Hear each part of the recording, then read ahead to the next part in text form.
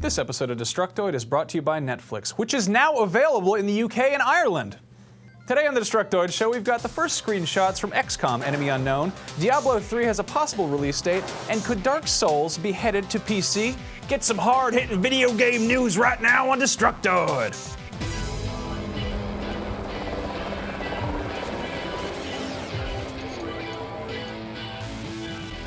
Welcome to Destructoid. I'm Tara Long.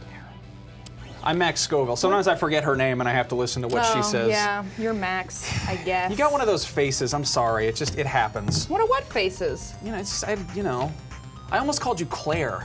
You know? Really? I almost said happy birthday to you in the opening, so we're even, I guess. Yeah, I guess so. Let's get on to the news, That shall sounds we? like a plan. Last Friday, I told you guys about how Game Informer magazine had gotten their sweaty little rodent paws on yet another hot, sexy, greasy exclusive. This time it's for Firaxis' game's upcoming XCOM Enemy Unknown strategy title, which is not to be confused with 2K Marin's XCOM Shooter, which is also coming out in the near future. Today we've got some actual screenshots of Enemy Unknown, as well as a few more details. Enemy Unknown is a mix of real-time and turn-based strategy with all the real-time action taking place on a global scale. In the global view, players direct research of alien technology, tell engineers and foundries to make weapons and stuff, intercept airborne UFOs with jet fighters, level up soldiers, recruit new ones, and send out the Sky Ranger transport to engage aliens in ground battle. Upon engaging enemies in ground battle, XCOM becomes more of a turn-based game and shows off a tactical view where you engage the aliens more personally.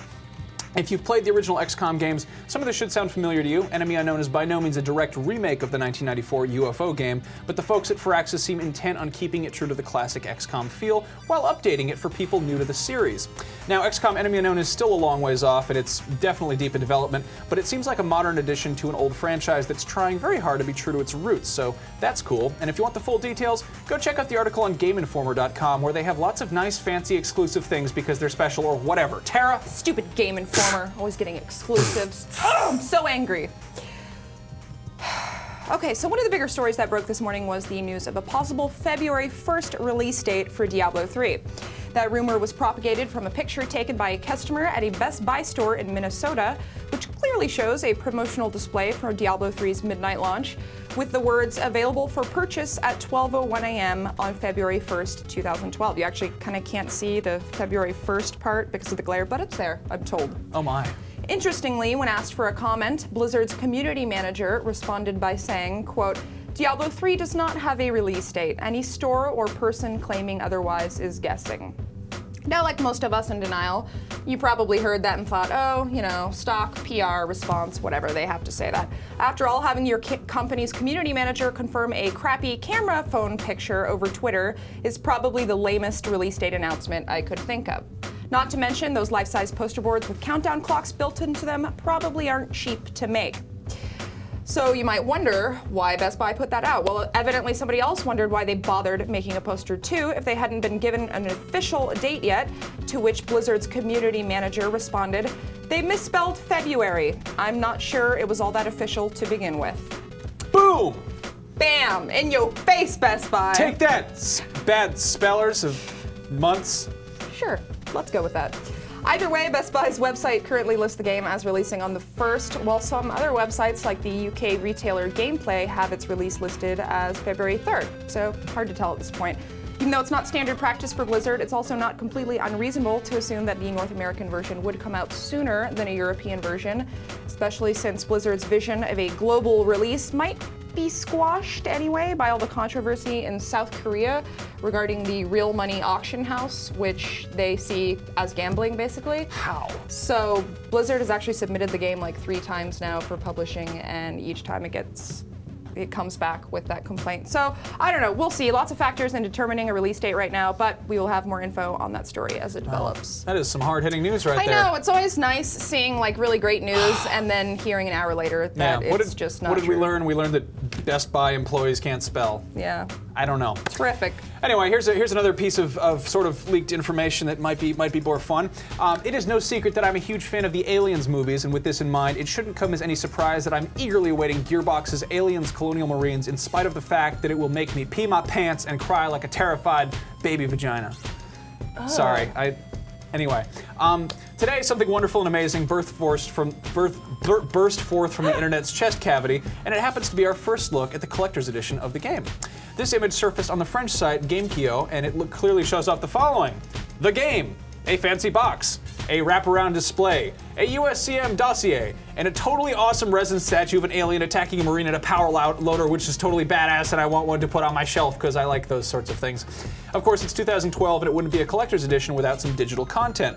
The collector's edition of Colonial Marines includes the following: the USCM Academy Firing Range game mode, as well as an M240 flamethrower, an M577 A2 smart gun, an M414 pulse rifle upgrade for use in multiplayer.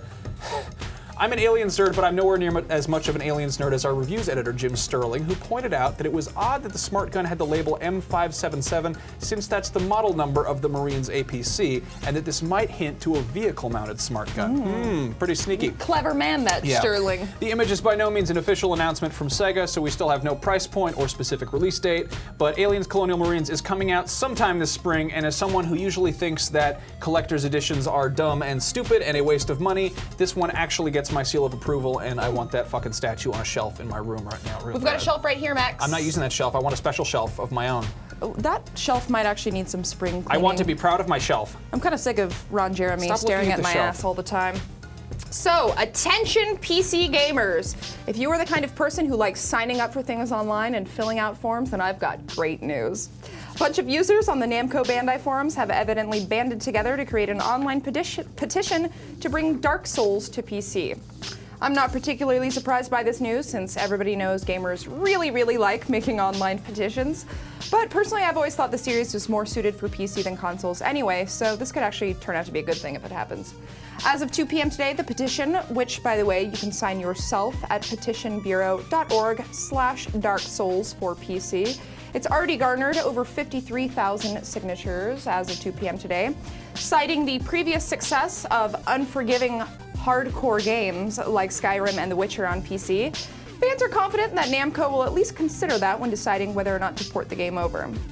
What they don't know, however, is that we actually have somebody on the inside. Is that right, Max? Yeah, that's right. Destructoid's own former UK community manager, Holly Bennett, is now the UK community manager for Namco Bandai.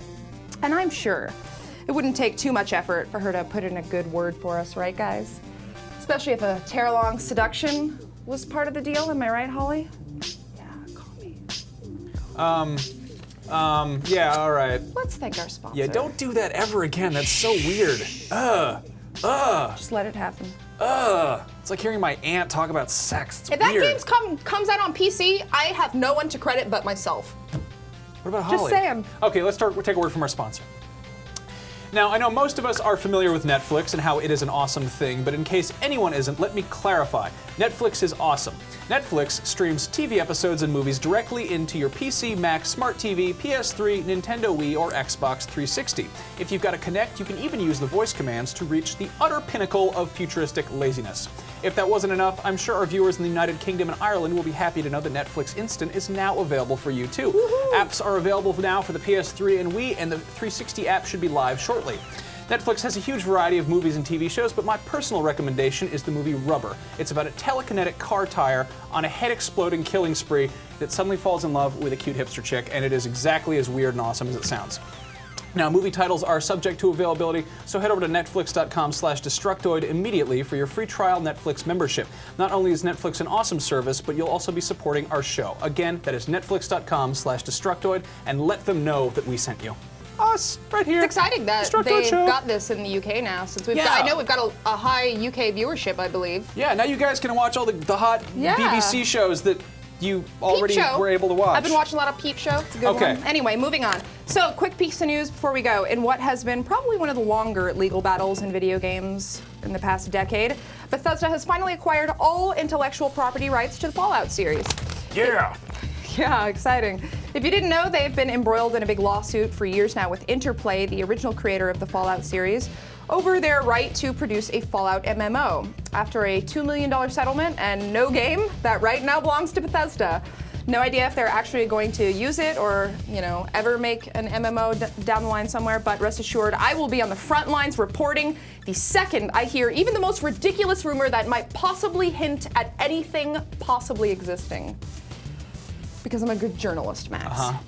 And in the meantime, you can keep up with all the hot video game gossip on Destructoid.com, where we hang out every day. You know where else we hang out, Max? On Twitter. Yeah, we do. Yeah. We do. You can check out the show on Twitter at Deetoid Show. There we are. Or for a more personalized experience, which I like, I'm Tara Longest, and he is Max Scoville. Please go follow us and then tweet nice things, because we like that. Makes us feel warm.